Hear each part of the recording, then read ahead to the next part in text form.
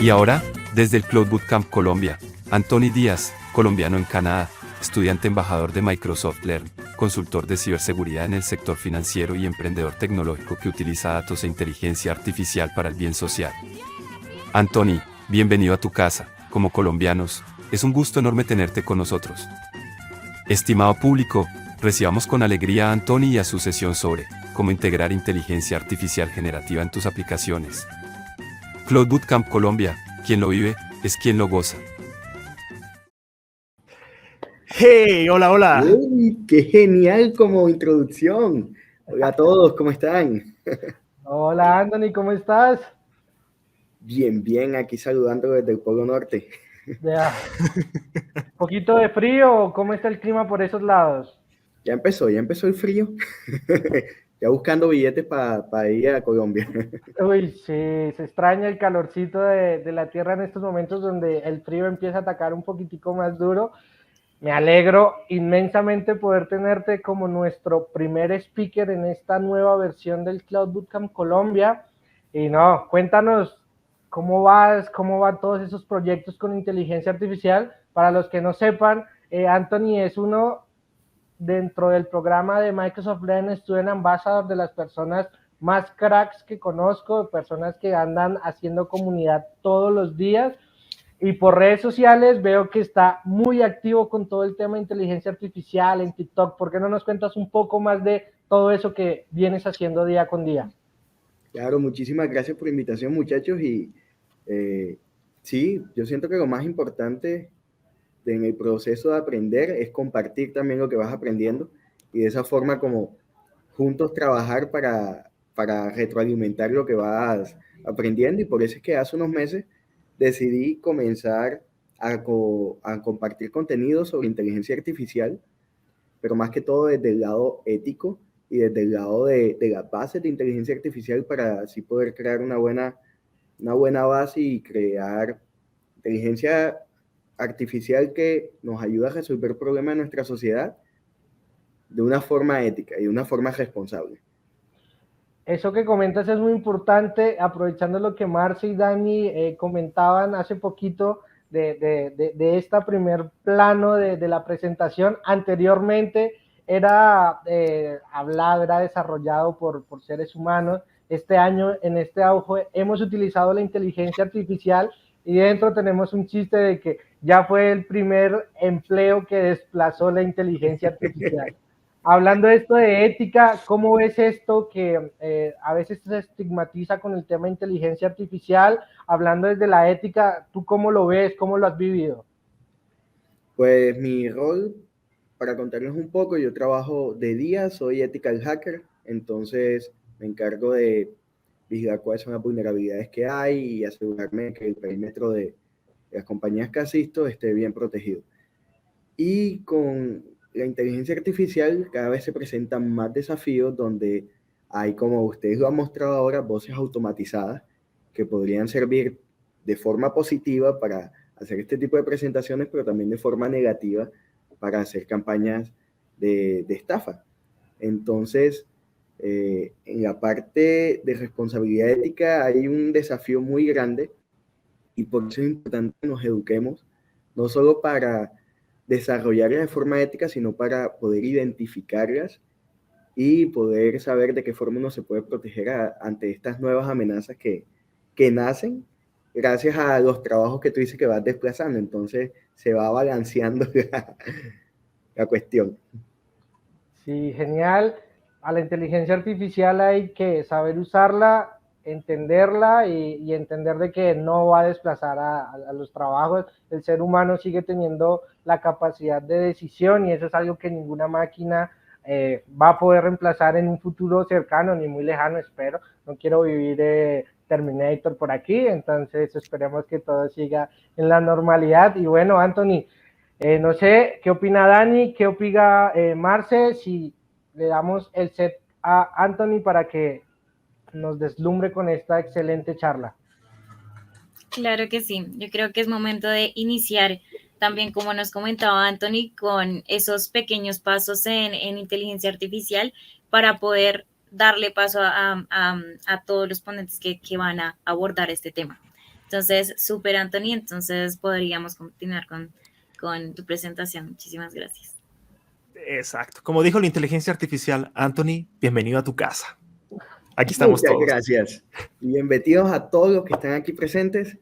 Los invito a participar porque la idea es que podamos entre todos poder comprender un poco mejor y salir de esta charla con menos dudas y con menos miedo de lo que se viene, porque en realidad es una herramienta que nos va a ayudar a nosotros a poder crecer en el trabajo que ya hacemos. Entonces, como dice ahí, el título de mi charla es ¿Cómo integrar la IA generativa? Pero antes de empezar me gustaría hacer como una breve introducción a la inteligencia artificial y decorticar un poco sobre qué es la IA generativa, qué son todas esas palabras clave. Para eso hice un ejercicio con mis compañeros y con mis mejores amigos sobre cuáles son esas palabras, esos acrónimos que se utilizan cada vez más y que muchas veces nos hacemos la pregunta. Me gustaría que en los comentarios escriban si tienen otros acrónimos que se vienen en mente o si saben la respuesta a alguno de esos acrónimos que aparecen en pantalla. Mientras tanto, voy a explicar la parte de IA, es la misma inteligencia artificial en español, pero en inglés se conoce más bien como AI.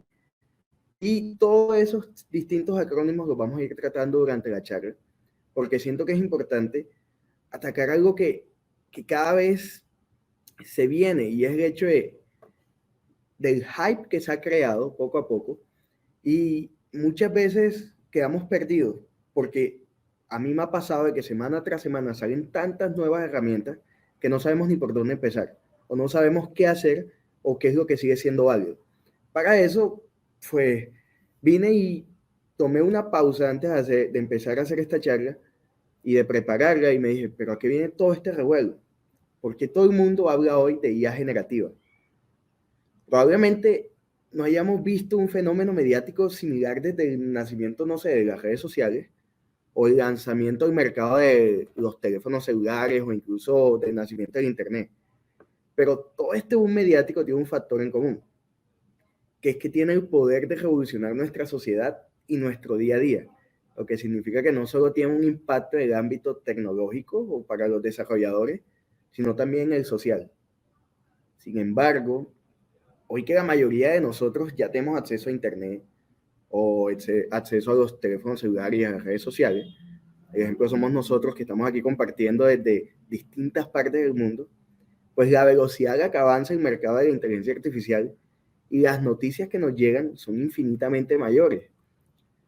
Quería mostrarles ahí un ejemplo, que de hecho podemos ver lo rápido que se vuelve la adopción de las tecnologías crecidas a partir del 2005, con respecto a las tecnologías más antiguas como los microondas.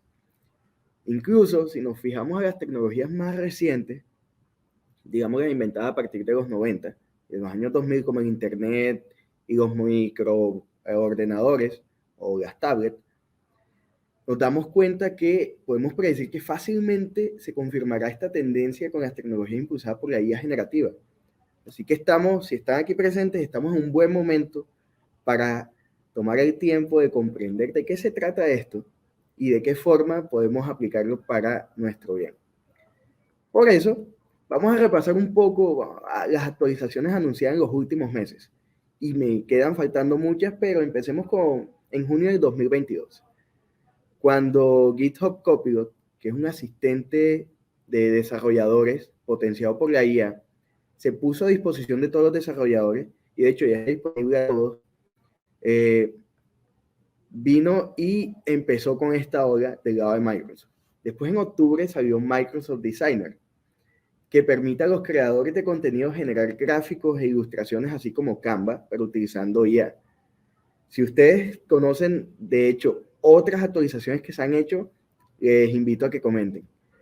Así pasando un poco, digamos que en enero se permitieron el acceso de los clientes de Azure a modelos de OpenAI, que también están disponibles de forma general, y se anuncia esa asociación reforzada entre OpenAI, que son los creadores de ChatGPT, y Microsoft, con todas las cargas de trabajo ejecutándose desde Azure.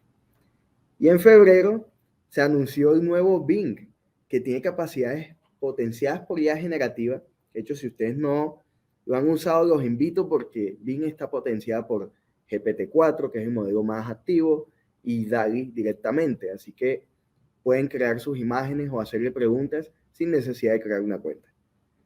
Y ya en marzo, digamos que salió los modelos de ChatGPT, de GPT-4, a esas ofertas de Azure.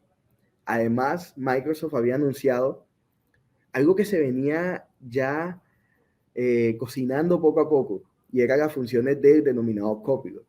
De ahí en adelante no han parado las increíbles actualizaciones que cada semana voy viendo, y de hecho, si quieren ver mi canal, ahí les estaré compartiendo poco a poco todo lo que va saliendo.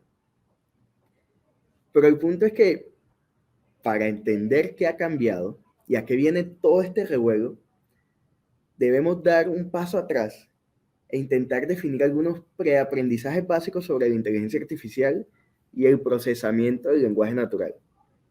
Si ampliamos la ventana temporal, podemos observar cómo las cosas no siempre fueron tan rápidas. Los primeros proyectos de inteligencia artificial se remontan a los años 60, a 1960. Yo quedé totalmente sorprendido cuando escuché esto. Y me puse a investigar y me pareció increíble que el primer chatbot que conocemos sea de 1966. ¿Y cómo funcionaba? Se llamaba Elisa y resulta que investigadores en el campo empezaron a explorar la posibilidad de crear máquinas capaces de replicar algunas de las capacidades cognitivas de los humanos, la conversación, para crear un chatbot que actuara como psiquiatra. Esto es muy interesante porque querían usar el rol más básico, la parte más intrínseca del humano para poder responder entre ellos. Sin embargo, pronto esto quedó claro que este enfoque no se adaptaba bien. Extraer los conocimientos de un experto y representarlos en un ordenador y mantener esa base de conocimientos precisa resulta ser una tarea muy compleja, mismo ahora, y demasiado cara para hacer práctica en muchos casos. Es por eso que en los años 70, como ustedes pueden ver ahí en la línea de tiempo, se dio lo denominado el AI Winter. No pasó nada. Todo se quedó quieto. Y el punto de inflexión llega durante los 90, durante los 80, 90, con la evolución tecnológica de las máquinas que se volvieron más baratas y capaces de manejar gran cantidad de datos. Junto también a la creación de nuevos algoritmos clasificados como Machine Learning, capaces de aprender patrones a partir de los datos, sin ser explícitamente programados con instrucciones específicas.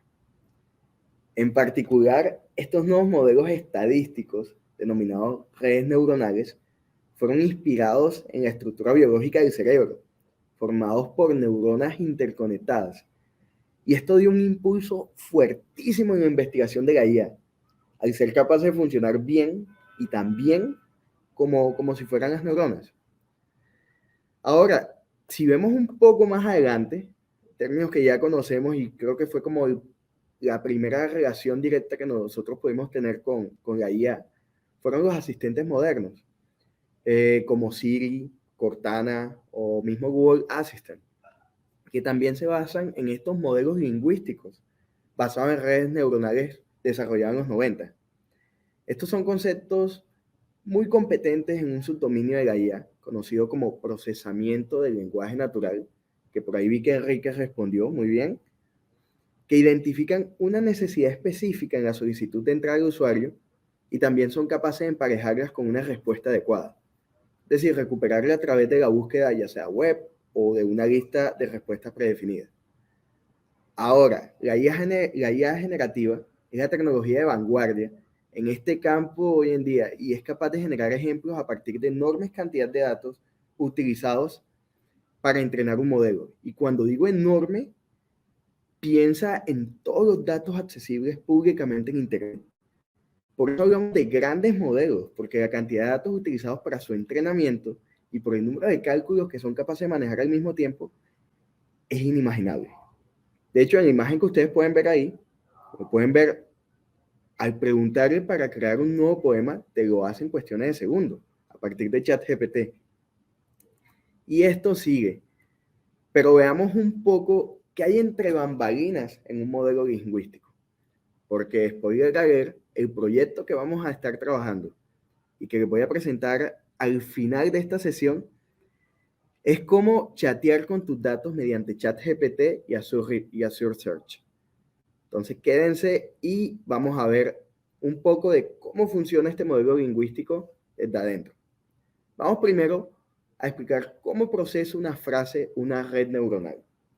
Ahí tenemos una frase en inglés: He had tea and she drank iced coffee. Él tiene té y ella tomó café frío. En primer lugar, permítame decirles que estamos hablando de modelos estadísticos, por lo que podría ser intuitivo que estos modelos funcionen mejor con números que con palabras, ¿no? Así que el primer reto al que nos enfrentamos es ¿cómo convertimos esas palabras en números? Pues hay 3 pasos fundamentales para hacerlo.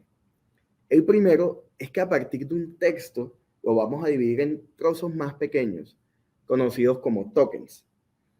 Ahora bien, un token es una dimensión que varía de un idioma a otro, pero que suele estar entre un carácter y una palabra. Para simplificar la explicación utilizaremos distintamente los términos token y palabra, ¿ok? Entonces, una vez el texto está dividido en tokens, podemos construir un diccionario al que cada palabra le demos un valor. Existen múltiples algoritmos que pueden realizar este tipo de incrustación, y uno muy popular se llama Bag of Words o bolsa de palabras, que crea estas correspondencias teniendo en cuenta la frecuencia de cada palabra en el texto. Como pueden ver aquí, cada palabra tiene un numerito abajo, y ese numerito va a ser el token que le vamos a asignar. En segundo paso, tenemos que definir cuál es la longitud estándar de ese espacio de incrustación, lo que significa definir el tamaño estándar del vector que representa mi texto. En nuestro sencillo ejemplo, podemos establecer una dimensión de 10 vectores, ya que lo estamos dividiendo en 10 partes distintas. Si el texto de entrada es muy corto, más corto que la dimensión estándar predefinida, el resto de la matriz se va a rellenar utilizando un marcador de posición, por ejemplo el 0, que pueden ver allá al final.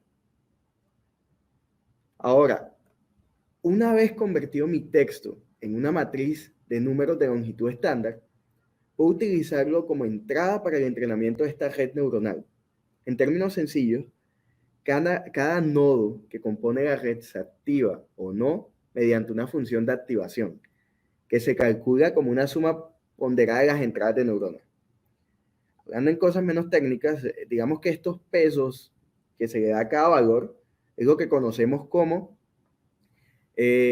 un valor semántico, que es el valor que se le da a la palabra. La salida de un nodo es la entrada del siguiente, y en una cadena llamada propagación hacia adelante, que va de capa de entrada a capa de salida y así, podemos ver cómo se va pasando las capas ocultas donde ocurren estos cálculos y que definen la profundidad de la red. De este proceso de entrenamiento tendré un espacio de dimensión 10, donde se representan los tokens de mi texto de entrada agrupados en distintos grupos, y algo interesante que pueden notar ahí es que entre más se relaciona una palabra con otra, más cerca se van a ubicar. Como pueden ver aquí, los pronombres he y she están más cerca que las palabras ice y coffee y tea. Y como pueden ver, coffee y tea están juntos porque vienen siendo conceptos similares. Pero ahora bien,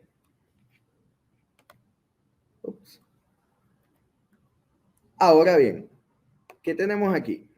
Tenemos que es fácil comprender que para representar todo el significado de una frase o un texto, no basta con representar las palabras en un espacio semántico. ¿Por qué? Porque el contexto es muy importante. Y nosotros lo sabemos viniendo de distintos países que una misma palabra puede tener un significado totalmente distinto dependiendo a cuál es el contexto en el que se está usando. Tomemos este ejemplo, donde vemos que el verbo had en inglés no tiene el mismo significado. Para eso, entonces, ¿cómo podemos decir que la palabra, que los dos términos tienen un significado diferente entre las dos frases? Pues nos basamos en el contexto, que en este caso significa, de un lado, sigue el término de tenía café y del otro lado es de fuerza. Esto significa que tenemos que convertir las palabras en ideas, no solo en números, de forma que los dos representen algo en un espacio semántico, pero con elementos diferentes. Y la proximidad semántica se calcule sobre la idea y no simplemente sobre la frase. Así es exactamente cómo funcionan las redes neuronales recurrentes, que es el PNL, más bien conocido, que procesan colecciones de palabras incluidas en una ventana lineal predefinida, pero desplazándose por el texto a medida que el modelo se lee y lo analiza.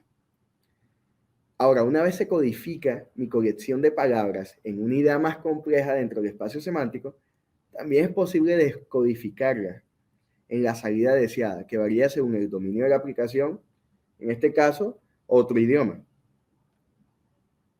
En este punto, digamos que se puede argumentar que las redes neuronales no son tan nuevas, porque si estos modelos ya eran capaces de hacer estos tipos de cálculos, porque ahora los modelos actuales más recientes son tan revolucionarios.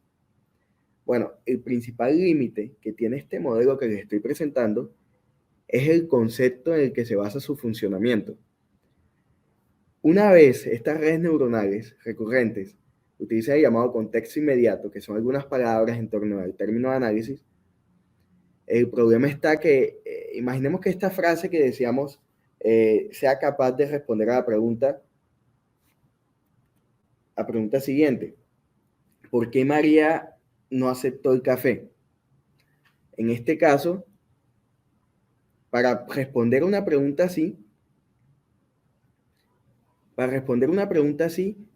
el modelo debería ser capaz de correlacionar una expresión, no aceptó el café, con el pronombre ella, y luego ella asociarlo con María, abarcando una nueva ventana bastante larga.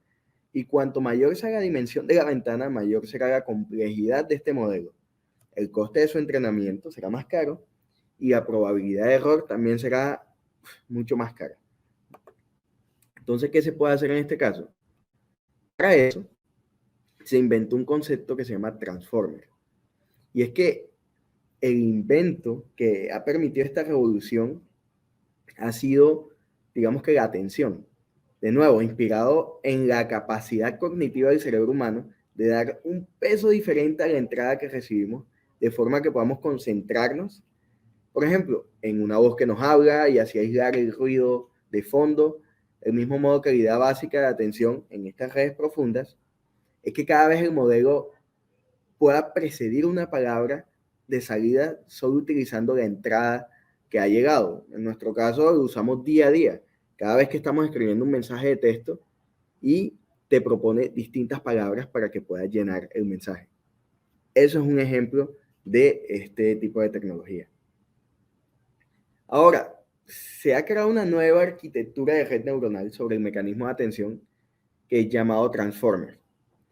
Esta arquitectura utiliza lo que se denomina atención de múltiples cerebros o múltiples cabezas, combinando así múltiples fuentes como si fueran inteligencias múltiples de forma que el modelo pueda atender a diferentes partes de la secuencia de entrada simultáneamente, utilizando muchas combinaciones posibles de las relaciones de palabras. Esto permite superar la ventana lineal que les comenté al principio y el tamaño fijo de las palabras que hay en las redes neuronales, facultando así a las redes profundas para aprender el significado semántico de una misma palabra sin necesidad de usar la proximidad.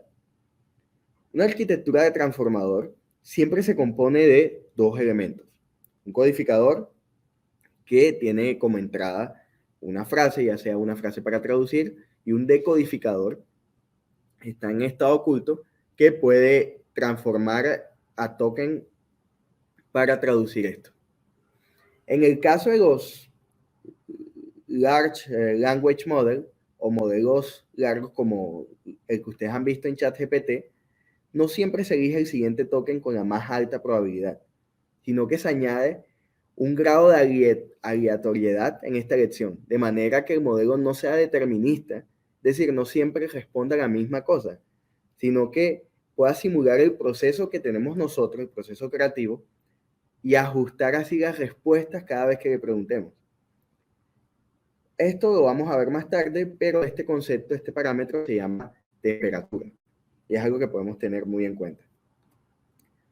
Ahora, cuando hablamos al concepto de transformador, estamos hablando del concepto de GPT, la T en el GPT.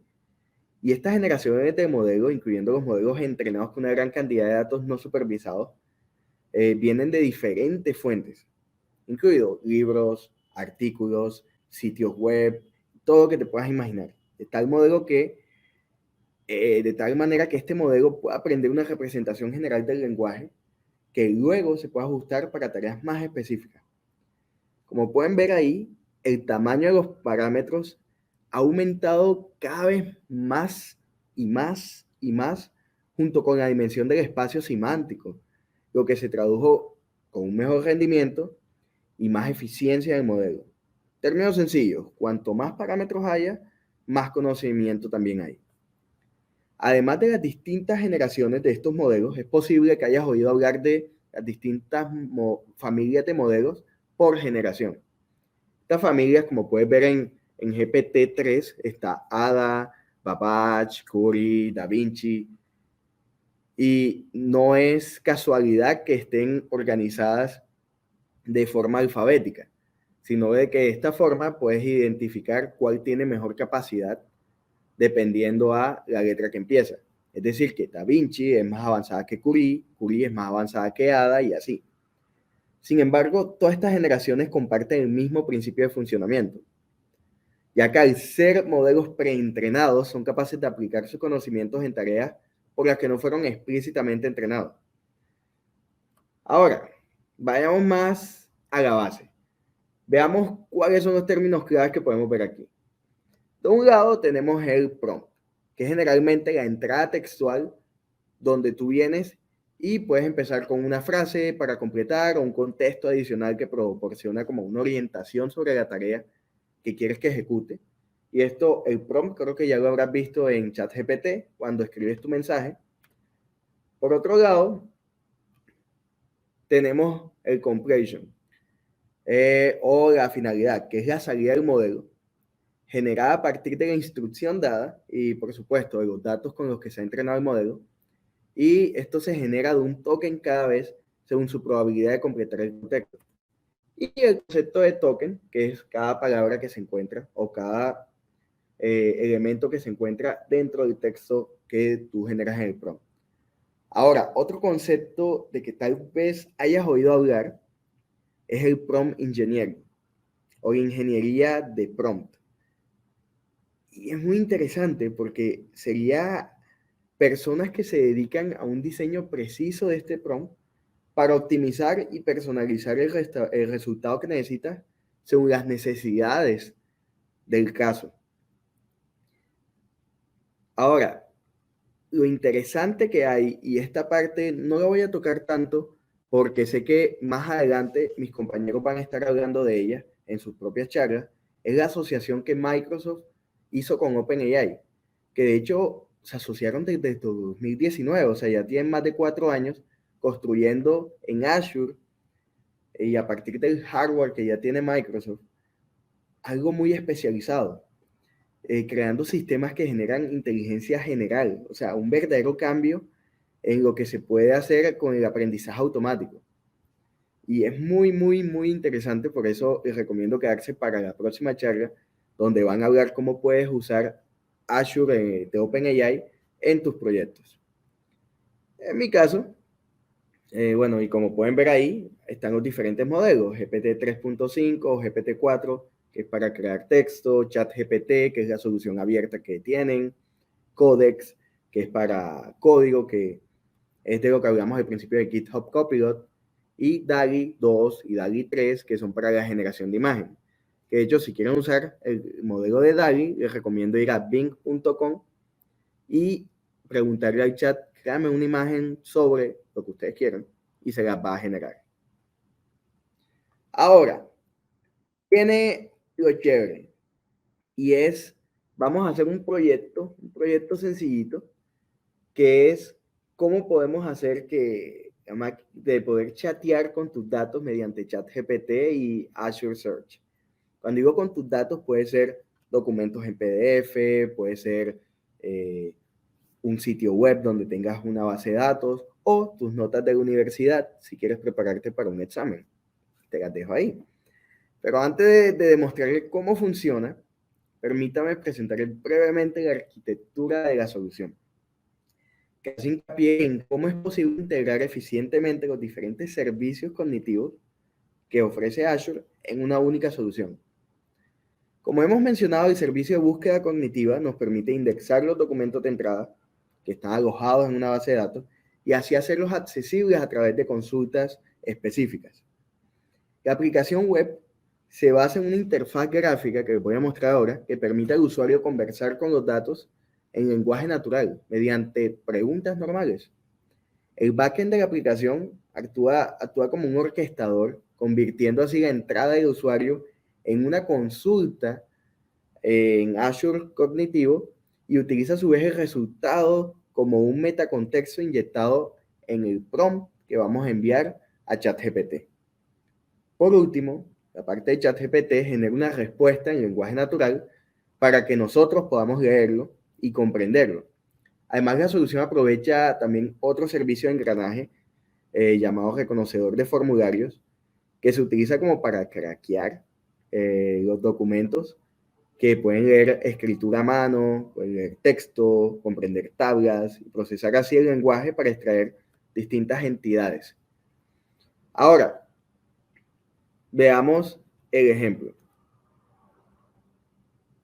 Ahí.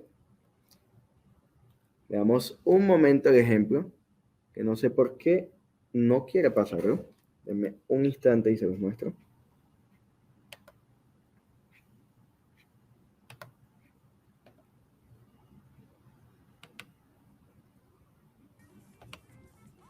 Mientras tanto, no duden en hacer preguntas.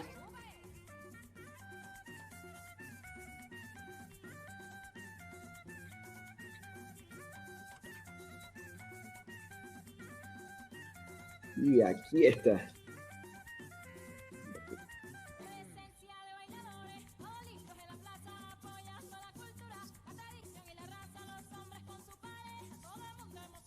Vamos a ver las preguntas mientras tanto. Sí, Carlos, pues de hecho se trata de un plugin utilizando los servicios de Azure y lo interesante es que no tienes que programar. Bueno, lo que les estoy mostrando ahí son los datos contenidos en archivos PDF indexados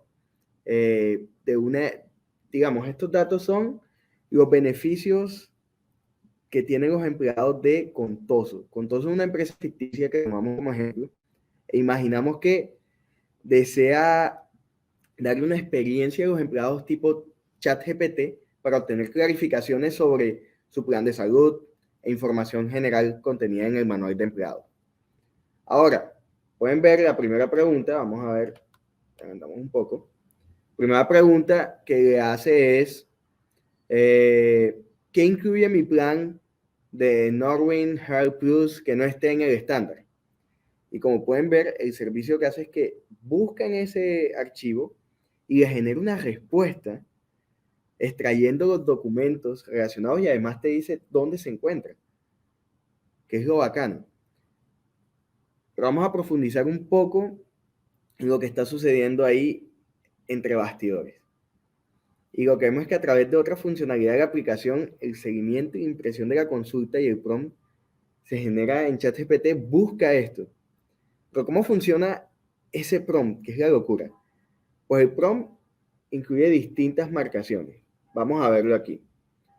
Como ustedes pueden ver, la primera parte donde dice EM Start System, se introduce el metacontexto o digamos las instrucciones para el modelo. Eso es lo interesante. Como el asistente ayuda a la compañía para responder preguntas sobre el plan de salud y responder las preguntas a partir de la base de datos que le dimos. Y ahí le explica un poco de cómo quieres que sean esas preguntas. Esa parte es interesante. Después de eso, tenemos, si bajamos un poco, vamos a ver.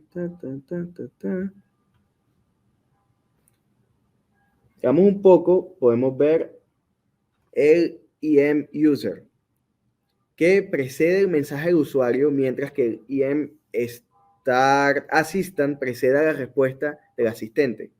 Ahora, la etiqueta al final, IMN, identifica el final de cada sesión. Para la sesión del asistente no tenemos etiqueta, y eso es lo que construye las preguntas. Ahora, al principio lo hablábamos con Marcel, lo hablamos con Gustavo y eso, y es el uso responsable de la IA y las implicaciones sociales que esto trae. En mi caso, en mi carrera como hacker ético, hay que estar muy pendiente de evitar que estas herramientas puedan usarse para un mal, ya sea para las personas que queremos, mismo para las personas que queremos hacer un bien. Y para eso debemos no humanizar la IA. Tenemos que dejar de lado y tratar de no tratarlas como humanoides. Ya que la salida de un modelo generativo de IA no es perfecto, y a veces la creatividad de ese modelo puede jugar en su contra, dando como resultado combinaciones de palabras que pueden ser ofensivas o pueden ser violentas. En esos casos hablamos de alucinaciones de modelo. Pero el objetivo de hoy en la charla era explicarles cómo funciona un gran modelo lingüístico para destacar que detrás de ellos lo que parece magia no es más que un modelo matemático, que un modelo estadístico. Y la IA generativa no es inteligente, al menos en la definición más amplia de inteligencia, que incluye el razonamiento crítico y que incluye la parte creativa o la inteligencia emocional. Tampoco es determinista, ya que como hemos mostrado, se añade un cierto grado de aleatoriedad o la parte de temperatura a la hora de seleccionar el siguiente token que va a emitir. Por lo tanto, no es digna de confianza, ya que las alucinaciones, como referencias, contenidos y afirmaciones falsas, pueden combinarse con información correcta y presentarse de una forma persuasiva y confiada, lo que dificulta su identificación sin una inspección minuciosa y el hecho de que uno tenga que comprobar más allá. Por eso, teniendo en cuenta el contexto actual de lo que estamos viviendo, es importante que no nos comamos el cuento de todo lo que nos dice ChatGPT, sino que verifiquemos con fuentes, de que vayamos más allá y veamos si lo que nos está diciendo son noticias falsas o si en realidad son noticias basadas en la realidad. Mismo si lo van a usar en su vida personal, así para verificar noticias, y en su vida profesional también, porque hace unos meses pasó el caso de abogados que vinieron y usaron la respuesta de ChatGPT, que creó fuentes falsas de casos falsos, y eso los llevó a que perdieran su carrera y su parte en la orden de abogados. Eso en la parte de qué no es inteligencia artificial generativa. Ahora, ¿qué no puede hacer? Nos hemos dado cuenta con esta explicación que no es capaz de entender el lenguaje y las matemáticas, y tampoco conoce hechos que no estén ya en su conjunto de datos de entrenamiento. Por ejemplo, GPT-3 no sabe nada sobre la muerte de la reina Elizabeth, porque pasó hace poco. Y cuando entras a ChatGPT, te das cuenta que te dice, ojo, que mi entrenamiento se terminó en el 2019. Si no estoy mal, ahora viene y va a estar conectado a internet, así que va a cambiar las cosas. Pero es muy importante conocer no solo su potencia y sus capacidades, sino también cuáles son sus limitaciones. Sobre todo porque esas limitaciones en la IA generativa pueden tener importantes repercusiones sociales cuando esta tecnología se aplica en escenarios más delicados. Así que asegúrense siempre que los resultados y la forma como lo utilicen sea responsable. Y ante eso quiero decirle muchas gracias por este espacio y voy a estar leyendo sus preguntas para responder junto a los muchachos.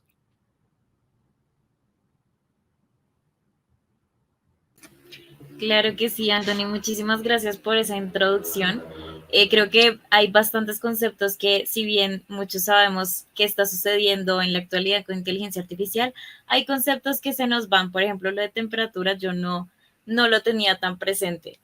Y pues bueno, vamos a mirar de pronto si tenemos algunas preguntitas por parte de nuestros invitados. Em, por aquí Enrique nos comenta que si RPA también se considera inteligencia artificial.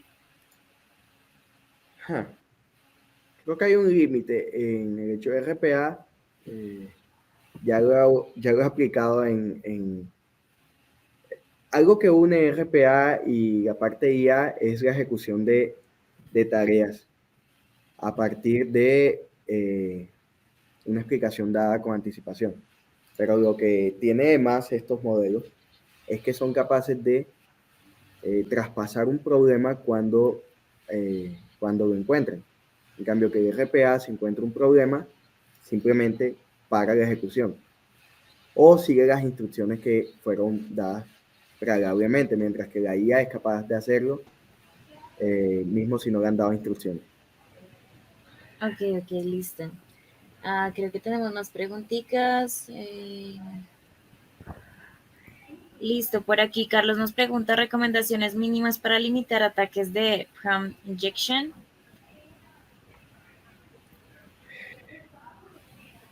En el caso personal, tener firewalls, tener antivirus para que sirvan como ad blockers y code blockers y todo.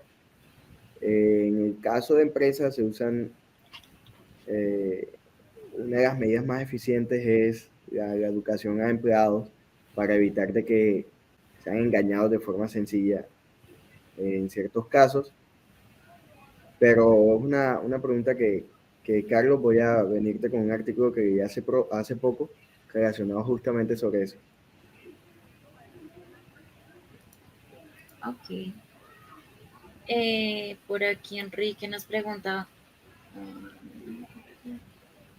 Bueno, solo pues nos hace un comentario en donde dice que creo que la IA llegó a nuestras casas con los dispositivos y habló de los asistentes como Home de Google. Con respecto a eso, si vemos la parte ética y la parte de seguridad, hay que tener mucho cuidado con la cantidad de información que estamos proporcionándole de forma indirecta a estos aparatos conectados en casa.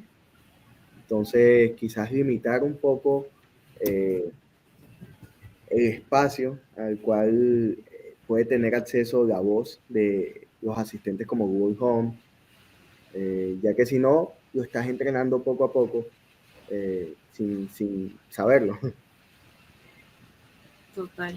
Totalmente de acuerdo. Jindra aquí nos comenta qué camino se debería tomar para comenzar en el mundo de la inteligencia artificial.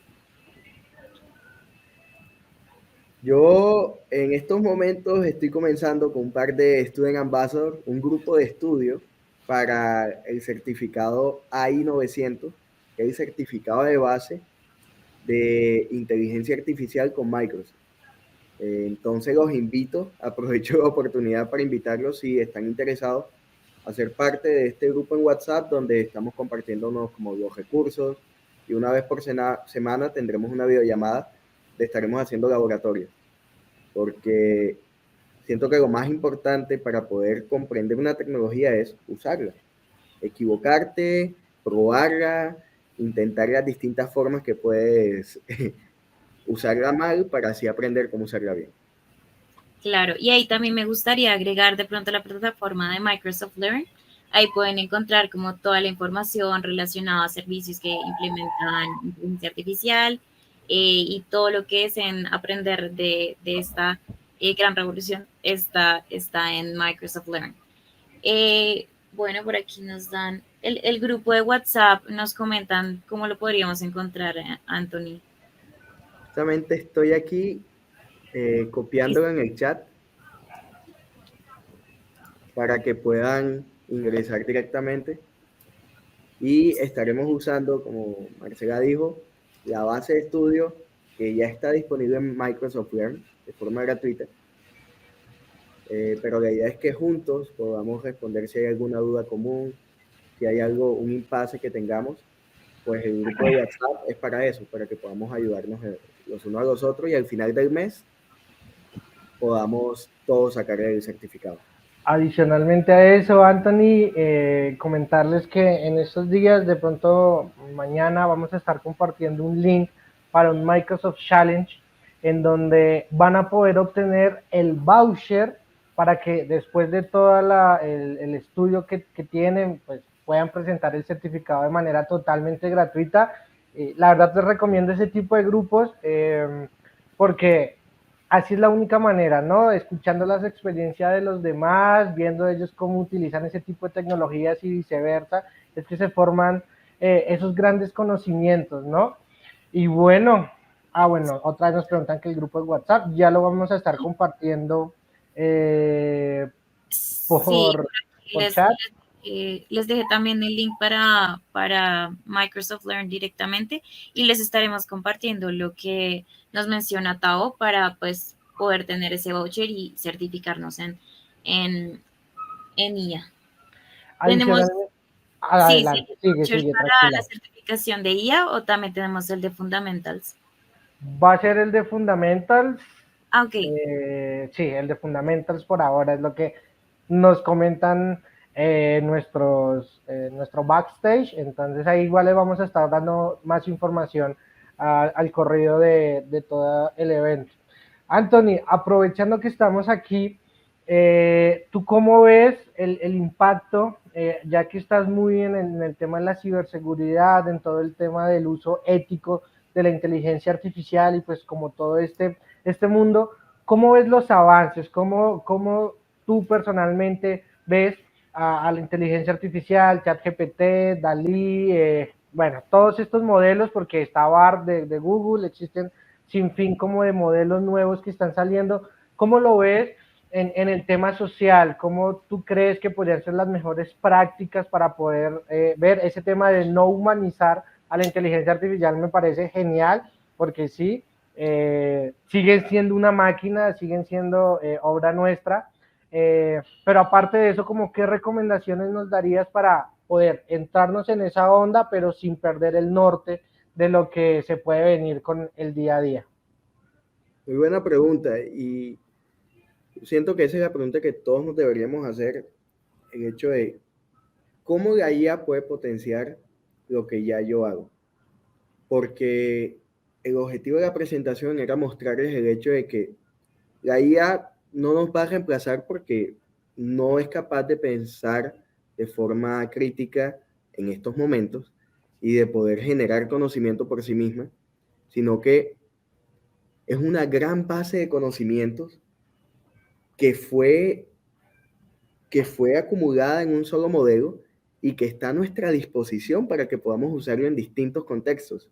Entonces, yo creo que estamos en una oportunidad, en un momento especial en nuestra historia, donde podemos tener acceso desde cualquier parte del mundo a la misma información, al mismo recurso, para poder generar soluciones que vayan a resolver problemas que nos toquen. Entonces, el trabajo que deberíamos tener en estos momentos es identificar cuáles son esas situaciones en las cuales yo podría hacer un cambio social, en el cual yo podría presentar una solución a la comunidad que me rodea. Y después que tengas ese proyecto, pensar cómo la inteligencia artificial puede potenciar para que sea mucho más eficiente. No pensar la IA como la solución final, sino como una herramienta que nos permitiría poder optimizar, ya sean costos, optimizar el tiempo, optimizar los recursos necesarios. Como decía, con estos modelos de lenguaje, puedes tener, en el caso de nosotros, si queremos crear un nuevo proyecto, podemos tener distintos empleados trabajando al mismo tiempo, personas especializadas en marketing, en ChatGPT, también personas con conocimientos en negocios, con conocimientos en la parte legal, en conocimientos en la parte financiera, y todos ellos en el mismo chat, en distintas sesiones. Entonces utilicemos eso para pensar qué problemas nos están rodeando. Por ejemplo, con Tao hemos estado pensando en el problema de la migración. Yo vivo en Canadá, pero soy migrante.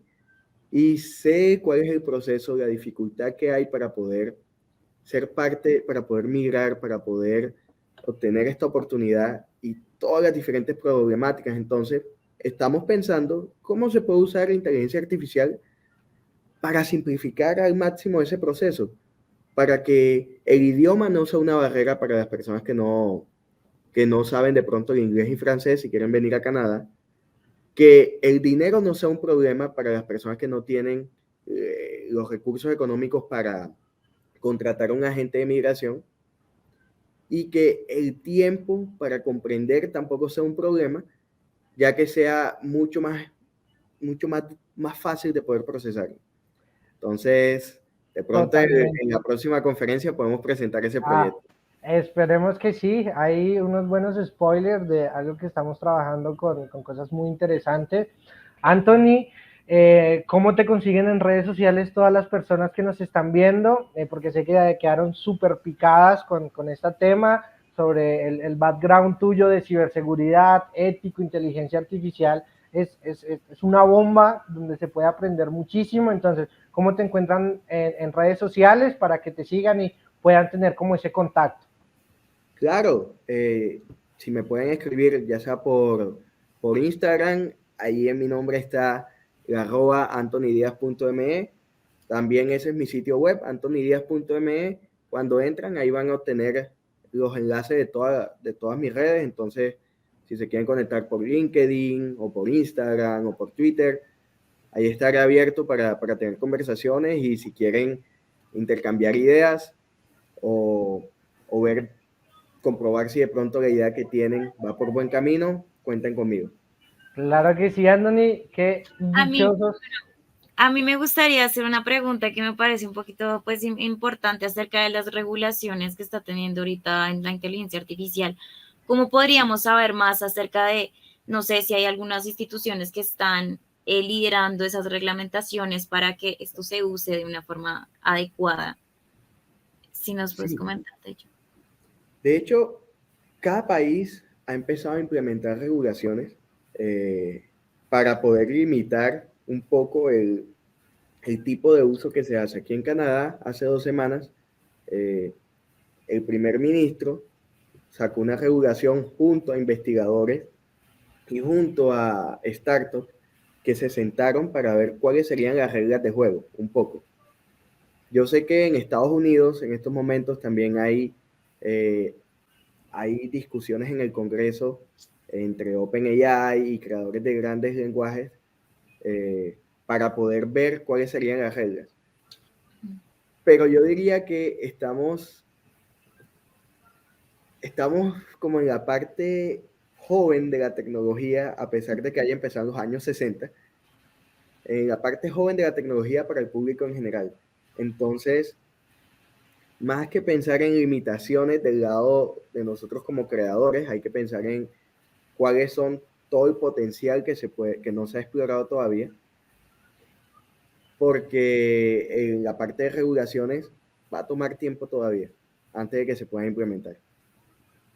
Sí, yo creo que con el tiempo se van a ir viendo porque, bueno, a medida que vaya creciendo, por qué se necesita y en qué parte se van a necesitar esas reglamentaciones. Con el tiempo y las embarradas, sí. Al final si se quedan hasta el final de la transmisión, les estaré publicando un enlace donde está cuáles son las regulaciones que hay actualmente en cada país. Colombia, de hecho, está creando un marco muy interesante. Por si no lo sabían, Colombia es uno de los líderes en regulaciones contra los ataques cibernéticos en toda Latinoamérica. Entonces, están usando eso para crear un marco legal sobre el uso de inteligencia artificial, teniendo en cuenta los ataques cibernéticos ya reglamentados. Qué genial saber eso. Estaremos muy atentos para que las personas tengan estos links. Al ratico nos los pasas y se los pasamos para que ellos también puedan estar informados. Y Anthony, mi hermano, qué placer tenerte de speaker inaugural de este evento. No se podía empezar con mejor pie esta tercera versión de nuestro Cloud Bootcamp Colombia. Te mandamos un abrazo fuerte, esperamos seguir en contacto y bueno, siempre bienvenido en este tipo de eventos y bueno, que tengas un excelente día y las personas que no se muevan porque seguimos con charlas también que no bajan la vara, todos están muy buenos. Sí, aquí me quedo para ver enseguida la de Dani, que quiero aprender un poco más sobre cómo él usa Azure en OpenAI. Entonces, los invito a quedarse y voy a estar en los comentarios por YouTube.